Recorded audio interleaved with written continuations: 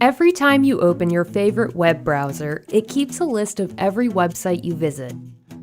Your browsing history is how your web browser is able to create auto-suggestions every time you start to type a URL. It can also be helpful when you're looking for a website you've visited in the past. However, if you don't want your browser keeping track of all your online activities, you can use private browsing. This stops your web browser from saving a history of the sites you visit. Why would you need to browse in private mode? Well, you could choose this option when you're shopping for a surprise gift, researching a sensitive subject like a personal medical topic, or using a public computer. You can use private mode anytime you want to keep your browsing history confidential.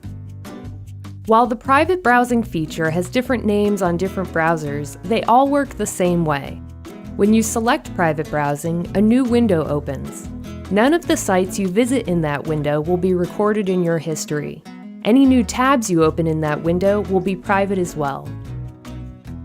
While sites you visit in private mode aren't logged in your history, it doesn't mean your internet activity is 100% anonymous. Websites use various methods to track your browsing habits, and they use this information to determine which ads to show you. Using private browsing does not prevent websites from gathering this type of data. As long as you understand its limitations, private browsing can be a useful tool that's easy and convenient to use. GCF Global, creating opportunities for a better life.